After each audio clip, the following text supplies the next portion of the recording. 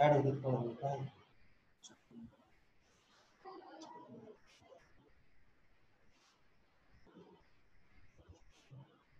Good afternoon, students.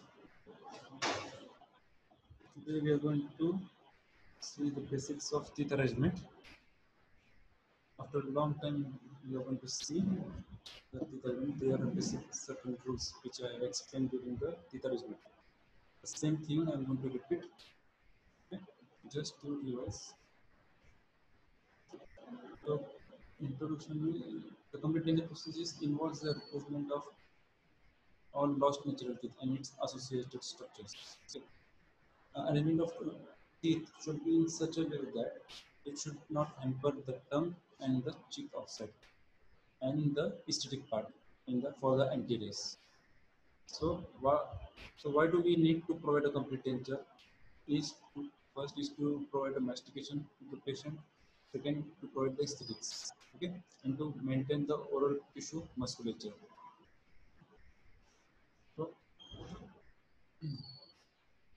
So, what is the difference between the natural dentition and the artificial occlusion? Okay, that is the how the natural occlusion works and how the artificial occlusion works. Whatever the material we use, whatever nice it is, but we can't replace the natural occlusion.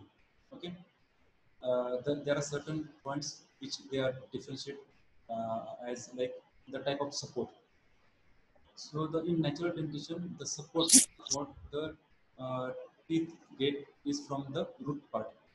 So teeth has a crown part and the root part. So the support for the natural dentition comes from the root, the periodontal ligament, with each teeth and each with which it is attached to the bone. But in the artificial occlusion, we arrange the teeth in a heat cured denture place. So the support we get in natural dentition is from by root, and the support what we get from in artificial occlusion is on the bone. The denture what we made, we place the denture on the bone or on the tissue. So by from that we get the support for artificial dentition. So the mastication, suppose we can chew by natural dentition, we can chew about 30 Newton of power we can generate by our natural dentition. But with the help of denture, only the 30 to 15 Newton force is going to create. So this is the difference between the natural dentition and the artificial, the force. Then proprioception. Second is proprioception means what the sense of being. Like the as I said, the teeth, the natural teeth are attached to the with the help of root, with the help of pedal. So these proprioceptive senses are present in the root, by which we can able to chew. Suppose during chewing, if one of the small stone comes in during our bite, immediately we stop the biting. That sense of stopping the biting is known as proprioception. Okay, which is absent in your complete tension. Okay, then third is response to pressure of occlusion. As I said, we can create about 300 newtons of pressure while chewing the food. But in natural dentition, only we can create about 30 to 15 newtons. Okay? So naturally, there is a decrease of biting force in your artificial dentition, in artificial occlusion than your natural. Then effect of malocclusion. Then effect of malocclusion is suppose if patient is having even you guys have some of you may have malocclusion. Okay, but it doesn't hamper your function. It doesn't hamper your aesthetic. If one teeth is malposition or it is rotated, it doesn't hamper your aesthetic or it doesn't hamper your occlusion part. But during teeth arrangement, if only one teeth is being misplaced or is being rotated, it will affect the entire dentition. Okay, so that is the effect of malocclusion. In natural dentition, single tooth malocclusion or multiple teeth malocclusion doesn't affect the aesthetic or the function part, but in artificial dentition, it will affect. Okay, then effect of non-vertical forces. Non-vertical forces means this is known as vertical forces, and this is known as non-vertical forces. Non-vertical forces means oblique forces. If during chewing patient bears an oblique force, then the denture will lift. Means the denture will come down or it will fall from the maxilla. Denture will fall from maxilla. So this will affect the non-vertical forces will dislodge the dentures. Whereas non-vertical forces will doesn't hamper your natural dentition. Okay. Then act of incision. Incision means uh, act of so what we do is the function of anti-res is the incision. So during incision, suppose we are going to use, if we go you eat apple, it doesn't affect your posterior teeth while biting the apple. But the same patient, if he is wearing a denture, as soon as he start biting the apple from anterior teeth, the posterior will dislodge. The posterior denture will fall down. The lower denture will come up. The upper denture will come down. Okay. So the incision act of incision is like it will not affect your posterior teeth in natural dentition, but it will lift your denture in artificial dentition. Okay. Then act of mastication. Many of you may have this when we eat the food, we bite only from one side. Okay, then we can able to chew the food only from one side. It will not affect the other side. But in what we do when we give denture to a patient, when we denture insertion is being made, and that time we instruct the patient not to chew from one side. Okay, now the reason is what each tooth in natural dentition has its roots. Okay, it is fixed to your bone by the help of root. But in natural dentition, in artificial dentition is what we just placed our teeth onto the denture base. It is an one solid thing. Like suppose mandible denture is it's a one unit. Maxillary is an other unit. Whatever happens, so this is your suppose mandible. It is in single unit. So in any substance, if it is single unit, if we apply force on one side, what happens? The other side will lift up. Same thing if we apply pressure on other side, this side will lift up. Same thing happens in your denture. When we chew the food from one side, the other side will lift up. If the patient chews from this side, the other side will lift up. So we ask, so to nullify this, what we do, we ask patient to take small bites and with the help of tongue spread that food to the both the sides and ask him to chew on both the sides. If patient chew from both the sides, it will not affect the stability of your denture. If we chew from one side, the other side will raise. If we chew from this side, the other side will raise. Okay, this is the act of mastication. So this is the most common question asked in your viva. What is the difference between your artificial dentition and the natural dentition? First, it is a type of support. Type of support. How we get the natural dentition? We get the natural dentition support by the help of roots and periodontium on bone. Okay. Second, proprioception, the senses that are absent in your denture that are present in your natural dentition. Response to pressure of occlusion. Like I said, pressure, the amount of force which we can bite or which we can chew the food. That also varies in complete denture and in the artificial denture. Then effect of malocclusion. Malocclusion doesn't affect the natural dentition, whereas malocclusion of a single teeth will affect the function of your artificial of the denture. Okay. Then effect on non-vertical forces, it doesn't the non-vertical forces or oblique forces will not affect the natural dentition, where in artificial dentition or artificial denture, it will lift the denture. Act of incision. Act of incision is biting. If patient if the patient is having natural teeth, it will not affect the posterior teeth. But if patient is wearing denture, if patient bites on apple, the posterior will come down. Okay, so always we ask patient to cut the apple into small pieces and eat it. He can't bite the apple in any sort of. Okay, last the act of mastication.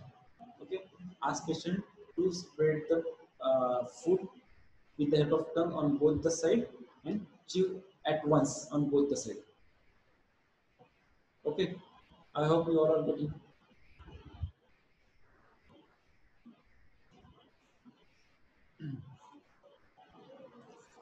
So this is certain. This is a review. Is how the whatever we use the acrylic teeth, how they come into function. In 18th century, there were no acrylic. So what they used to do is they used to prepare, they used to carve the wood, okay, like a teeth, and they used to give it as a denture teeth. And these are numerous what happens in the.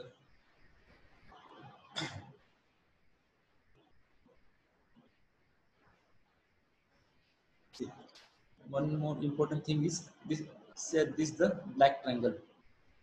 Okay, this triangle is the posterior part of this triangle starts from the one side of your retromolar pad to the other side of retromolar pad till the canine. Okay, anteriorly it extends till to the canine and posteriorly from either side of your retromolar pad. By any rule, your teeth arrangement should fall in this triangle only. Okay, because this triangle here the forces from cheek and the forces from your tongue will get nullified. You have only this much amount of space to arrange your posterior teeth. If you place your teeth more towards buccally or towards the cheek side, the cheek will hamper or dislodge your denture.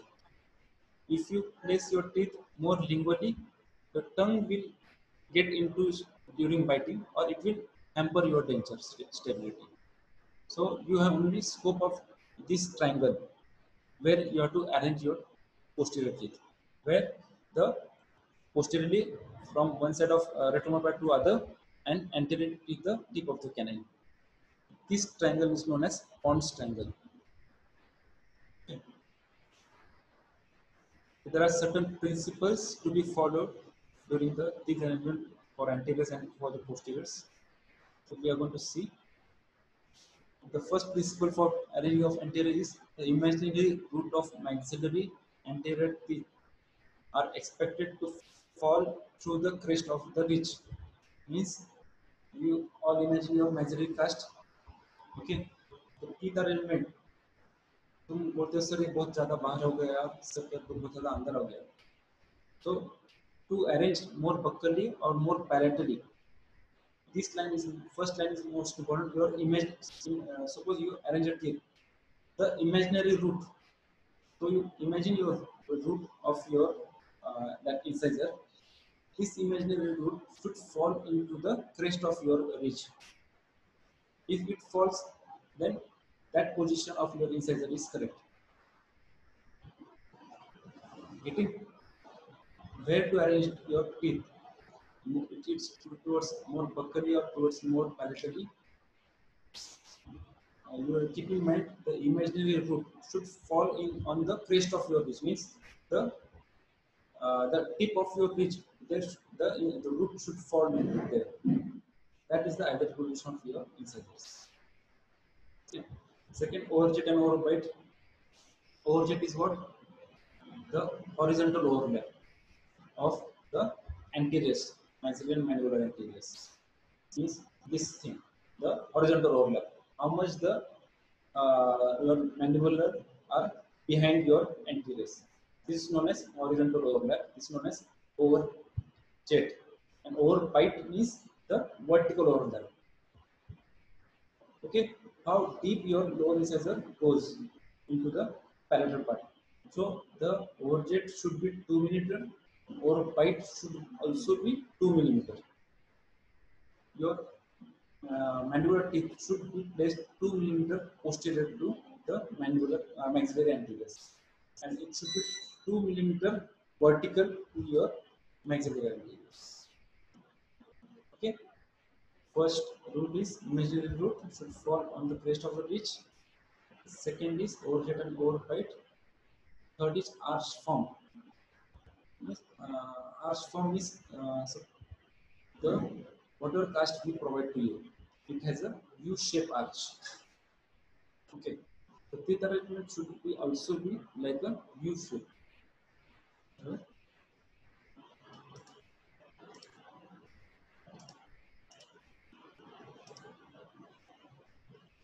The teeth arrangement should also be U shape.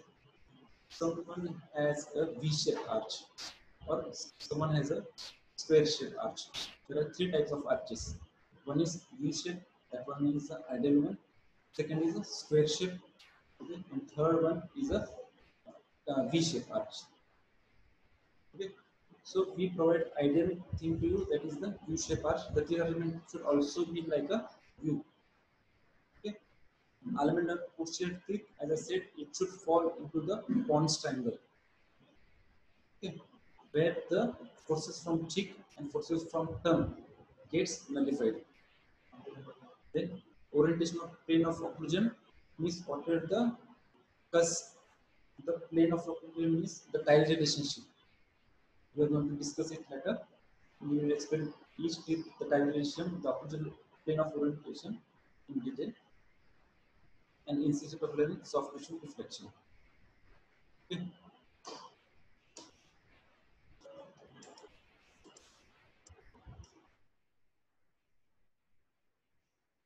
Now coming to the teeth alignment of individual teeth.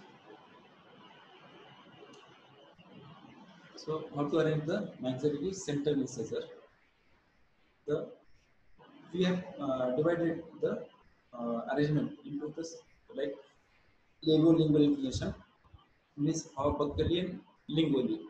Okay. Then second is mesio distally, how mesially and how distally it should be. The arch relationship is U-shaped arch, square shaped arch, or U-shaped, V-shaped, and square shaped arch. Plane relationship is contact with your tile or your blaster and position. Okay, so the center incisor labiolingual means how buccally or lingual it should be. There should be a slight incisor tilt. Whenever we arrange a center, whenever we arrange a center incisor, it should be straight and there should be incisor tilt should be given to it. Okay. Second is mesiodistally. With mesiodistally, it should be straight. Okay. No distal or mesial curve. It should be straight, perpendicular, 90 degree. Okay, and it should have labeling. It should have just incisor tip. Okay, the arch relationship. It should be the angulation. It should be a 85 degree to the arch. Now, plane relationship means you see the tile relationship. The whole incisor should touch your glass tile, okay, or glass tile. Okay, it should not be above or the plane. Then the position, square arch, it should be in a center position. So once again, labiolingually there should be a incisor tilt. Mesiodistally it should be straight. Okay, curvature should be at 85-degree angulation, and the contact with your tile it should be perfectly contact all over it. Okay. Then lateral incisor, the lateral incisor labiolingual inclination, it should definite labial tip, neck is depressed. Means central incisor there is a slight tilt, but lateral incisor there is a more tilt given to it. Okay, it is a 45 to 55-degree angulation. Its neck should be depressed, whereas incisor it is more tilted than your central incisor. Okay, then mesodistally, your central incisor should be perfect perpendicular, but there is a in lateral incisor there is a slight distal tilt is given to the lateral incisor. Okay, not adequate, but there is a slight tilt given. Okay. Then arch relationship, distal half is rotated linearly to 45-degree angulation. Here in right side diagram, there is a more definite inclination given. Okay, and the distally it is rotated slightly. Distally it is also given, and it should be zero point 0.5 to 1 millimeter above the occlusal plane. Occlusal plane in the sense your last type. It should not touch to the blastite. It should be just 0.5 millimeter above the plane of occlusion. Not 2 millimeter, not 3 millimeters. Only 0.5 millimeter above. Okay. Then coming to canine. Canine is for upright particular neck is prominent. See what we do. Central incisor we give incisor tilt. Okay. Lateral incisor there is a more incisor tilt. But the canine we do reverse of it. Okay. What happens in central incisor, his neck is depressed. Lateral incisor, the neck is more depressed. Whereas in canine, the neck is prominent and the incisor edge is depressed. You all get wrong over here only. Your canine, you place your canine like your incisors. If you do this much of thing, no, it will look very nice or it will look very aesthetic or it will look very good.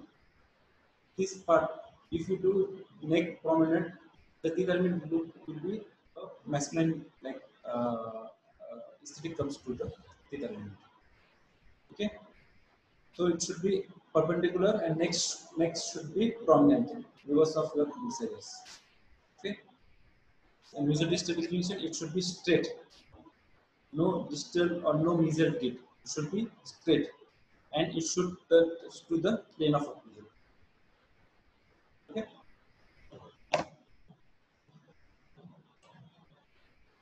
So mandibular incisors, all the incisors, means central and lateral incisor, it should be vertical and erect and perpendicular. It should be straight and perpendicular. Whereas only for canine, we give a distal tilt, also known as sleeping canines. Okay, but your central incisor and lateral incisor should be straight. And see this horizontal line. This horizontal line is your length of your incisors, maxillary incisors. Like plain district, all teeth are slightly above the plane of occlusion and are placed lingual to maxillary anteriors. All of your mandibular teeth are placed lingually and above the plane of occlusion. Why above the plane of occlusion? To provide overjet and overbite.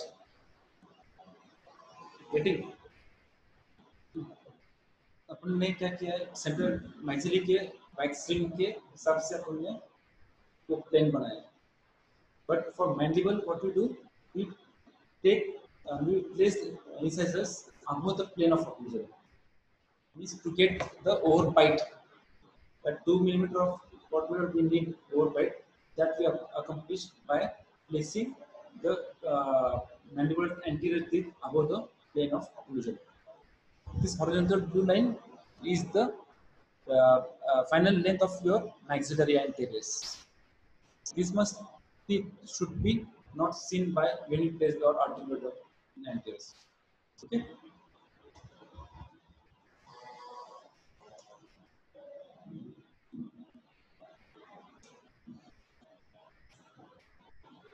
Now coming to the maxillary first premolar.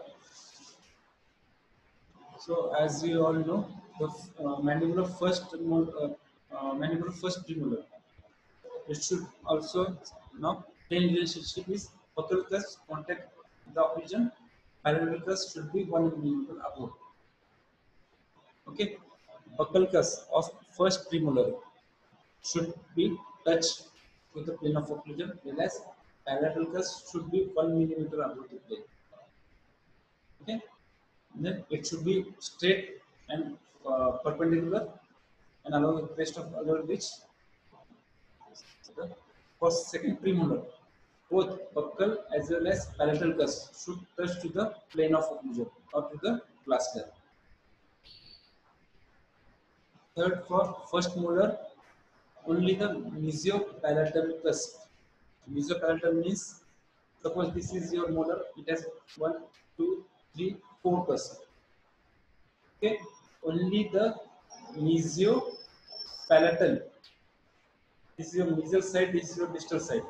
Okay, only the mesiopalatal cusp should touch to the plane of occlusion. Remaining the 4 cusps should be, this cusp should 0.5 millimeter above, and this distal cusp should be 1 millimeter above the plane. So how we get teeth? We get this inclination of your occlusion. Okay, mesiopalatal cusp should touch, distopalatal should be above. Mesiopalatal should be above, distal buccal, distal lingual should be 1 millimeter above.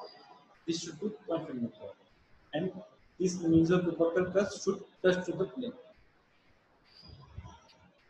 And the same relationship should be there, but for second molar. But only one thing is there, this mesopalatal cusp should be 0.5 millimeter above the plane. It should not touch to the plane of occlusion or to the glass slab. As it not touch the plane, this will go more upward, like 1 millimeter. This will go 1.5 millimeter above.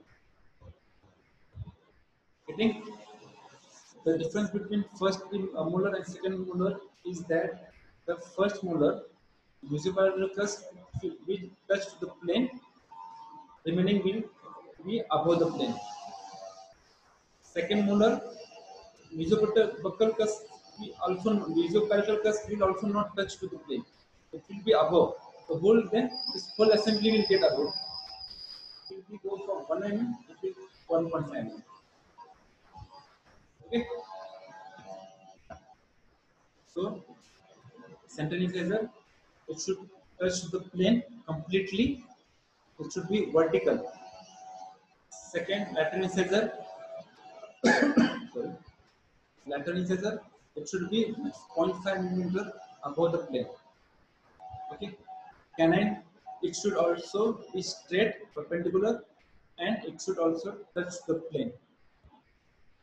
Central incisor and lateral incisor, there is the incisor tilt, whereas canine has a cervical tilt. Okay.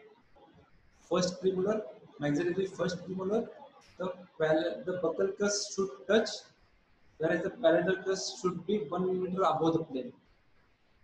Second premolar, both the buccal and palatal cusp should touch to the plane. First molar, mesiopalatal cusp should touch, then mesiodistal, distobuccal, distolingual cusp should not touch to the plane. And same follows to the second molar, only the mesiopalatal cusp will not touch, remaining all will be in the above the plane. Okay, so in figure we can see we get the horizontal, like the teeth are, the plane is going upward.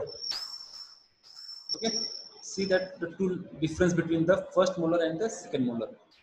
The second molar, all the teeth cusp are in, are not touching to the plane, whereas when first molar, only the mesiopalatal cusp touches.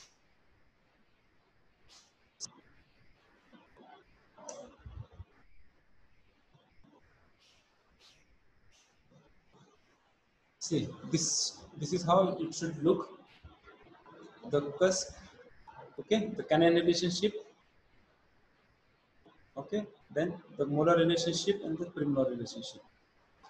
This is from buccal side, and this is from lingual side. See, all the intercuspation, all the cusp fall in the fossa of mandibular teeth. The palatal cusp of all the anteriors or all the posterior of maxillary teeth will fall in the fossa of mandibular teeth.